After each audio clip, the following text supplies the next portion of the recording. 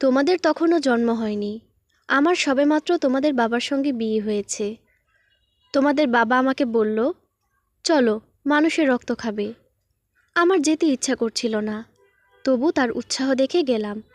তোমাদের বাবা বলল, তুমি নির্ভয়ে রক্ত খাবে, আর আমি লোকটাকে ভুলিয়ে ভালিয়ে রাখব। সে আমাকে নিয়ে ব্যস্ত থাকবে, তোমাকে দেখতেই পাবে না। আমি তোমাদের বাবার কথা মতো একটা মানুষের রক্ত খেতে শুরু করেছি। তোমাদের বাবা তাকে ব্যস্ত রাখার জন্যে তার চোখের সামনে খুব নাচানাচি করেছে। একবার এদিকে যায়, একবার ওদিকে যায়, মাঝে মাঝে কানের কাছে গিয়ে গান গায়, ৩ ৩ ৩ পিন পিন পিন। বাহ, বাবার তো খুব সাহস। হ্যাঁ, তার সাহস ছিল, কিন্তু এইসব হলো বোকামি সাহস, বাহাদুরি দেখানোর সাহস। মশাদের যেসব নিয়মকানুন আছে তার মধ্যে প্রথম নিয়ম হলো বাহাদুরি করবে না। বাহাদুরি করেছ কি মরেছ। দ্বিতীয় নিয়ম, লোভী হইও না। লোভে পাপ, পাপে মৃত্যু। সাধু সন্ন্যাসীর মতো নির্লোভ হতে হবে। কিভাবে হব মা? রক্ত যখন খাওয়া শুরু করবে তখন লোভীর মতো খাবে না। যতটুকু তোমার প্রয়োজন তার চেয়ে এক বিন্দুও বেশি খাবে না। বেশি খেয়েছ কি মরেছ। শরীর ভারী হয়ে যাবে, উঠতে পারবে না। রক্ত খেয়ে ওই জায়গাতেই বসে থাকতে হবে। তখন যার রক্ত খেয়েছ সে চর দিয়ে মেরে ফেলবে। পিপি আঁতকে উঠে বলল, কি ভয়ঙ্কর। মামশা বললেন, এই ব্যাপারটা সবাইকে প্রথমেই শেখানো হয়, তারপরেও অনেকের মনে থাকে না। লোভীর মতো রক্ত খেতে শুরু করে, ফল হলো মৃত্যু। সবচেয়ে ছোট মেয়ে পিপিপি বলল, আমি কখনো লোভীর মতো রক্ত খাবো না। অল্প একটু খেয়েই উড়ে চলে আসব, শুধু ঠোঁট ভেজাবো। সবাই এই কথা বলে, কিন্তু কাজের সময় আর কারোর কিছু মনে থাকে না। রক্ত খেতে কি খুব মজা মা? অসম্ভব মজা। একবার খাওয়া শুরু করলে ইচ্ছা করে খেতেই থাকি, খেতেই থাকি, খেতেই থাকি। মা, আমার খুব খেতে ইচ্ছা করছে। চলো যাওয়া যাক। শুধু একটা কথা তোমরা মনে রাখবে, আমরা কিন্তু বেড়াতে যাচ্ছি না, আমরা যাচ্ছি এক ভয়ঙ্কর অভিযানে। আমাদের যেতে হবে খুব সাবধানে। মা মশা তার 4 পুত্র কন্যা নিয়ে এলিফ্যান্ট পার্ক অ্যাপার্টমেন্টের 8 তলায় শিলাদের বাসায় এসে উপস্থিত হলো। শিলারা 3 বোন তখন টিভি দেখছে। তাদের ছোট ভাইটা খাটে ঘুমোচ্ছে। শিলার বাবা চেয়ারে বসে কি যেন লিখছেন। শিলার মা ছোট বাবুর পাশে বসে গল্পের বই পড়ছেন। পি ফিসফিস করে বলল, মা, আমরা কাকে কামড়াবো? বড় মেয়েটাকে কামড়াবো মা, ও দেখতে সবচেয়ে সুন্দর। মা মশা বললেন, প্রথমেই কামড়াবার কথা ভাববে না, প্রথমে পরিস্থিতি দেখে অবস্থা বিবেচনা করবে। পরিস্থিতি কিভাবে দেখব? ওদের কাছ থেকে ঘুরে আসব? অসম্ভব। ওদের কাছে গিয়ে ভন ভন করলেই ওরা সজাগ হয়ে যাবে। ওরা বুঝবে যে ঘরে মশা আছে। বলা যায় না, মশার ওষুধও দিয়ে বসতে পারে।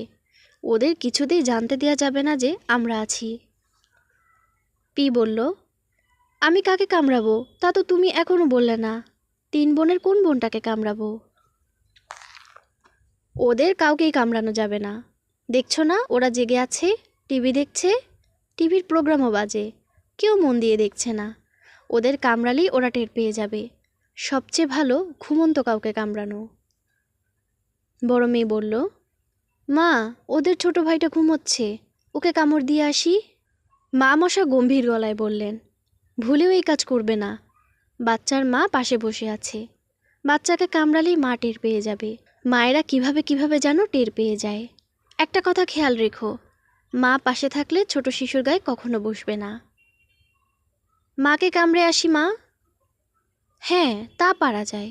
মা বই পড়ছেন, খুব মন দিয়ে পড়ছেন।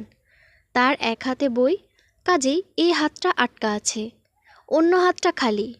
এমন জায়গায় বসতে হবে যেন খালি হাত সেখানে পৌঁছাতে না পারে। আমাদের আদরের বড় মেয়ে পি, তুমি যাও, ওই মার রক্ত খেয়ে আসো। খুব সাবধান, লোভী হবে না, মনে থাকবে? মনে থাকবে মা। কোথায় বসবে বলে ঠিক করেছো? তার বাঁ হাতে। ভালো, খুব ভালো চিন্তা। শিলার মার ডান হাতে বই ধরা আছে, এই হাতে সে তোমাকে মারতে পারবে না। বাঁ হাত দিয়ে তো আর বাঁ হাতের মশা মারতে পারবে না। আমার ধারণা কোনো রকম সমস্যা ছাড়াই তুমি রক্ত খেয়ে চলে আসতে পারবে। যাও মা। বড় মেয়ে পি উড়ে গেল এবং রক্ত খেয়ে চলে এলো। শিলার মা কিছু বুঝতেও পারলেন না। একসময় শুধু বিরক্ত হয়ে হাত ঝাঁকালেন। মা মশা বললেন, আমার বুদ্ধিমতী বড় মেয়ে কি সুন্দর রক্ত খেয়ে চলে এসেছে, কিছু বুঝতেও পারেনি। এবার মেঝো মেয়ের পালা। মা মশা কথা শেষ করবার আগেই পিপি উড়ে গেল। তার আর তরসই ছিল না। সে শিলার মাকে দুবার চক্কর দিয়ে বসলো তার ঘাড়ে। এবার শিলার মা টের পেলেন। মশা মারার জন্যে বাঁ হাত উঁচু করলেন। মশা এমন জায়গায় বসেছে যে বাঁ হাত সেখানে পৌঁছে না। কাজেই মেঝো মেয়ে পিপিও নির্বিঘ্নে রক্ত খেয়ে চলে এলো। মা মশা বললেন, তোমার কাজেও আমি খুশি, তবে তুমি দুটো চক্কর দিলে কেন? এটা উচিত হয়নি। শুধু গায়ে বসলেই যে মানুষ মশা মারে তা না, আশেপাশে উঠতে দেখলেও মেরে ফেলে। তুমি বাহাদুরি করতে গিয়েছ, বাহাদুরি করাও নিষেধ। ভবিষ্যতে আরও সাবধান হবে। এবার সবচেয়ে ছোট জনের পালা। বলতে না বলতেই পিপিপি উঠতে শুরু করলো। মা মশা চিৎকার করে ডাকলেন, ফিরে এসো, ফিরে এসো। পিপিপি ফিরে এলো। মা মশা বললেন, তুমিও কি ওই শিলার মাকে কামড়াতে যাচ্ছিলে? হ্যাঁ। এত বড় বোকামি কি করতে আছে? এর আগে দুজন তার রক্ত খেয়ে গেছে। এখন সে অনেক সাবধানী, তার কাছে যাওয়াই ঠিক হবে না। তাহলে কি শিলার বাবার রক্ত খাবো মা? হ্যাঁ, তা খাওয়া যেতে পারে।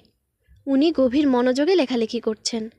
তার গা থেকে এক চুমুক রক্ত খেলে উনি বুঝতেও পারবেন না।